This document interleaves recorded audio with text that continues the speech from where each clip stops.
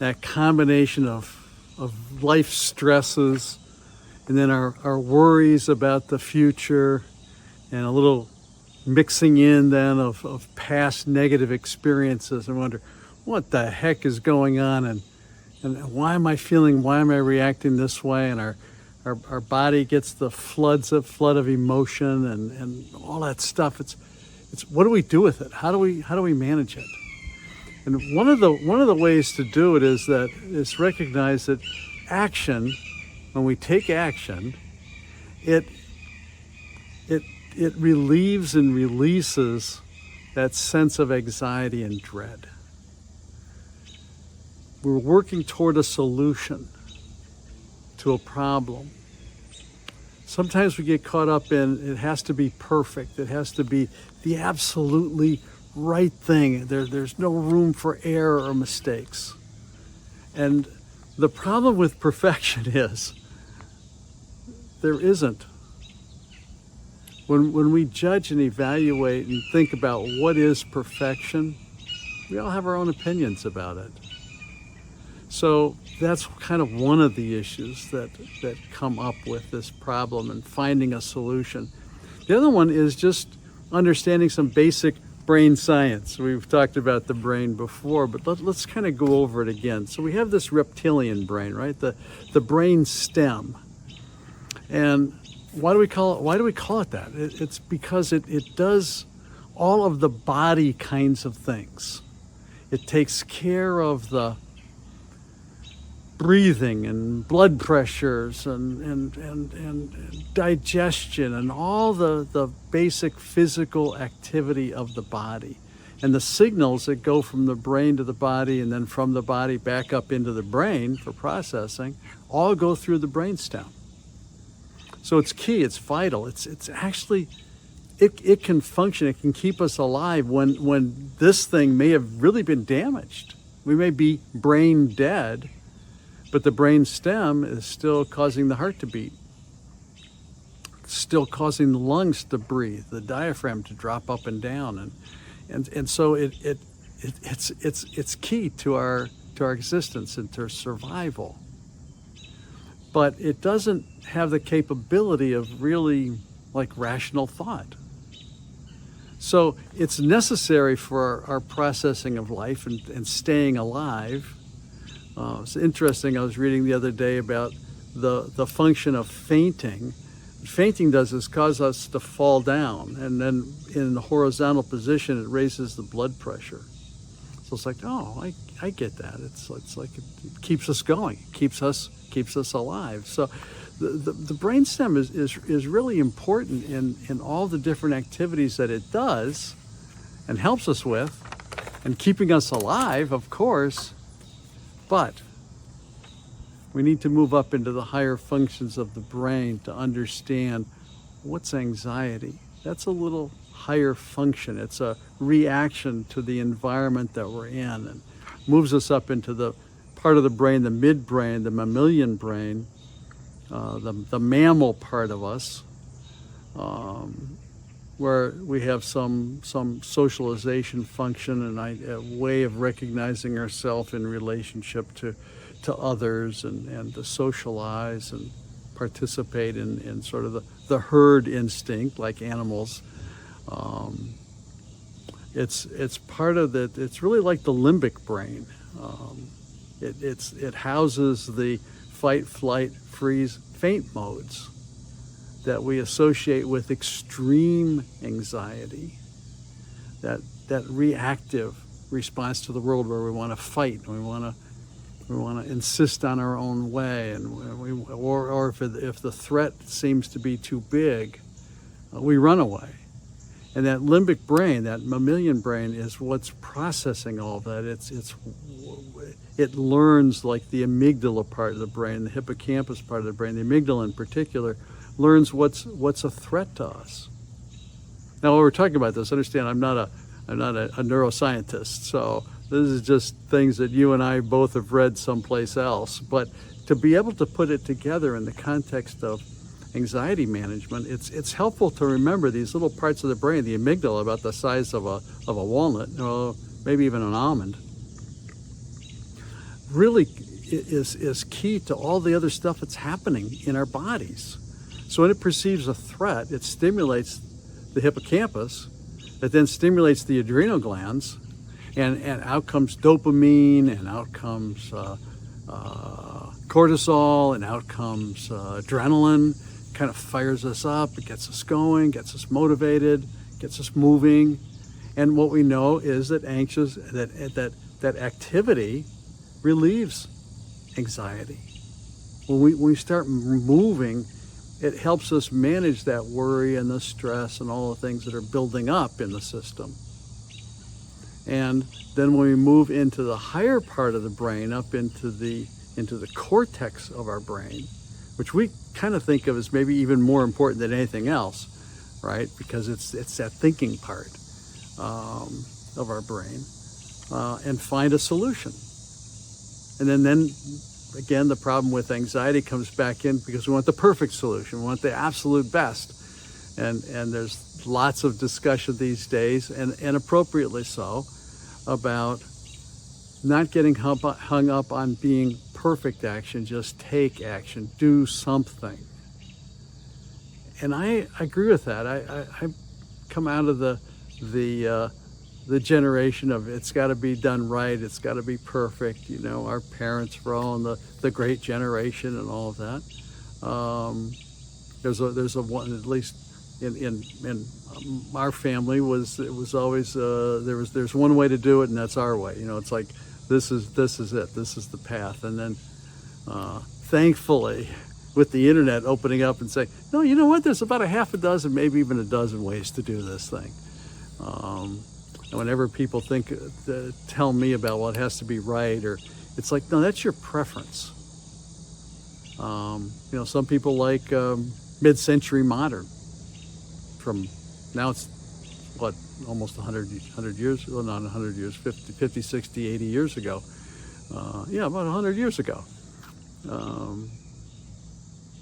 So it's like, yeah, well, there's some people like that. Some people like New England, Cape Cod type houses, or anyway, we all have our own tastes about things that we like, and we can get lost in, well, that with the idea of perfection, is that perfection, that's what makes it perfect.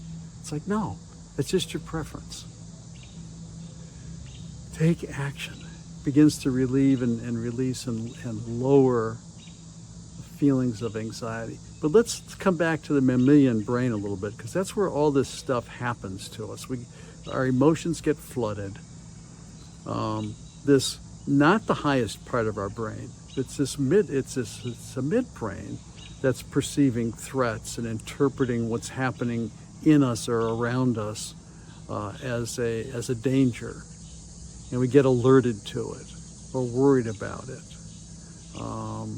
We don't have the thinking part yet necessarily engaged in processing it, so it becomes more reactive and instinctive. And now we're back into the reptilian brain, right? That just reacts, it snaps, it fires off. It's those two lower parts of the brain are there to protect us, to save us, to keep us going, to keep us alive. And without being able to add the brain part of us into that, we're at that reactive stage, and we really do seem at times that it's just like powerless. I don't know what to do. We're going to talk tomorrow's video of some techniques of managing and calming down. But you know, when you're fired up, when you're ready to go, somebody says to you, calm down, that's the last thing that's going to happen, right? Why? Because we're in that fight, flight, flee mode. We have this adrenaline release. We have these chemicals going through the body. And until we're able to like take a break, and like I said, we'll talk tomorrow about that. So stay tuned, and then later on we'll post that video on this one, so you can kind of go from here to there and see, well, what do I do? Okay, Tom, you're telling me why it's happening. What do I do about it? So we'll get into that. But in the meantime, it's important to understand that, don't blame yourself for some of this stuff that's going on. I used to be really self-critical, and berate myself and have all these lengthy negative conversations in my head about why do I do this and why do I do that and because you got a flood of chemicals in your body. You have all this adrenaline and dopamine and cortisol and just kind of firing off in there and doing stuff chemically, making me respond and then react and power down like a reptile, just sort of snapping and biting and like a snake, wow. Midbrain, when we're like the animals and mammals, but they react. They just snarl and snap at each other. Come on, we can't get along that way. We've got to progress and move beyond that as a way of socializing with each other, but even internally. Don't do that to yourself. Don't treat yourself. Go back to that exercise we did a few days ago, where you look into the mirror and you really spend some time telling yourself, I love you. I love you. I want the best for you. And if there's an esteem issue, we can talk about that, and I'll do some videos around that, because what happens with the self-love, why is that so important? Because you're the person you spend 24 hours a day with. You're the one. This is it. You can have other people in your life, but the one that you began life with and will take your last breath with is you. So the first task of dealing with all the different emotions, anger, frustration, anxiety, depression, begins with a sense of loving yourself. And sometimes what it takes to invoke that, to bring that up, is to look in the mirror and tell yourself, I love you. I suggest use your name, address yourself, Tom, I love you. And say it like you're saying you would say it to somebody that you really love. Because this is going to take a while. Now, if you're a narcissist, it's easy to fall into that, but if you really think about it, you know that you don't. Unless you're way off at the extreme end of it, in which case you're not watching this video and this would make no sense to you whatsoever. And I'm sorry, because you're missing that. It's like one of my mentors said, it's Tom, with people with narcissism, it's like there's a part of the brain that's missing. It's like Swiss cheese, where you have those holes that naturally form. So the empathy that's required to have compassion for another isn't there. It's gone. I said, well, can you get it back? He said, it's going to take a lot of behavioral and daily work. To rewire the brain that way, it's going to take a lot of work.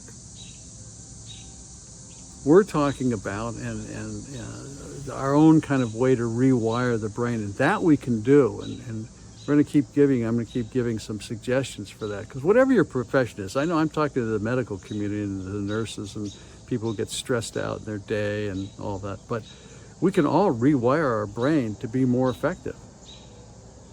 In fact, at the beginning in September here, we're going to do a course on that and just kind of talk about what are the techniques for rewiring the brain so that I can live a happy, successful life where I actually love myself and I love I love the people I'm with, and I love the world that I'm in, and I love the blue sky and the hawks that were screaming a few minutes ago, and everything about life. And I want that for you too. I want you to get to that place where all three brains are working together. But what happens when we're feeling threat and when all these chemicals are released in the brain, the cortex kind of shuts off. We stop thinking and we start surviving. And some of the simple things we can do is just ask for a timeout, ask for a break, so that we can get to the place where we can self-soothe and do some of the things we're going to talk about tomorrow. How do you recover from that after you have the flood of stuff that's going on? How do you come out of it? How do you regulate yourself a little bit?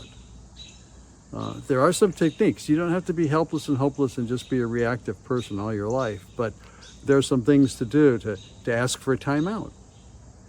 Like with your spouse, if you're having a fight, or a friend or a partner, hey, time out. I gotta, give me a break. Promise to come back though, and set a time before you take off. Set a time or a day when you're gonna come back and discuss it and talk about it. And then that gives you time to emotionally and physically shift and change. Because we're in that fight, flight, freeze mode, right? When we're there, all kinds of things are happening in the body. Blood floods the large muscles and leaves the extremities with less blood flow. So that's why our hands get cold when we get nervous. Or the body is trying to cool itself down in case it has to run, right? And so we get that nasty pit sweat that happens to us when we start sweating. Why am I sweating? It's cold in here. My hands are cold, right? That's all part of that nervous function and reaction to the fight, flight, freeze, faint mode. And the limbic brain is taking over. And that's what happens to us. And so we want to find some ways to manage that. But in the meantime, I don't want to have a rational conversation with you and not want to punch you in the nose if I'm angry, or if I'm feeling threatened, run away. Or should just shut down and not react at all. So there's ways to get ourselves through all of this. But it's important to understand that in those moments, even though we think of the cortex part, the beautiful double hemisphered part of us, women, by the way, have more connections to the left and right hemisphere than men do. So yes, you think faster and better, more effectively than we do. When we're in that reactive mode, that stops. We don't need that if we're trying to survive.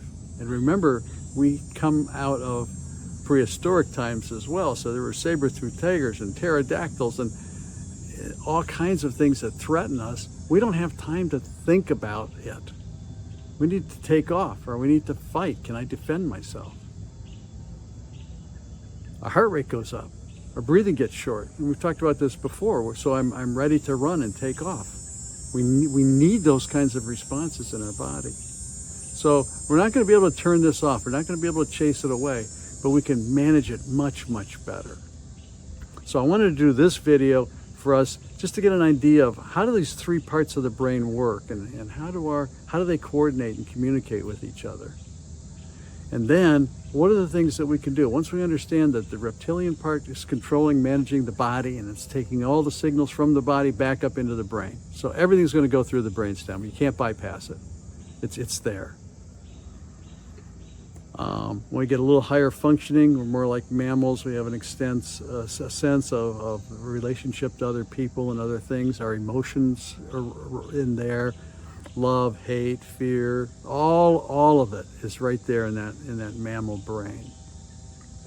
Think of cows, think of wolves, think of anything that hangs out in a pack, or a flock. There's the individuality of it, but then there's the communication and community of it. That's that midbrain activity. And then the thought processing, the thinking, the judging, evaluating, comparing, contrasting, all of that conscious activity going on here. Cortex. But it's a good thing, because if we pass out and we faint or we go to sleep, you lose your conscious connection, right? But your heart doesn't stop beating. Your lungs don't stop breathing. We need it all to work. We need it all in sync with each other. So I wish you have a balanced day, balanced brain. I hope this has stimulated some ideas. Stay tuned, come back. We're going to talk about, okay, now that I know that, then how do I use that? Join the community. Look forward to having you in the class next month. Thank you.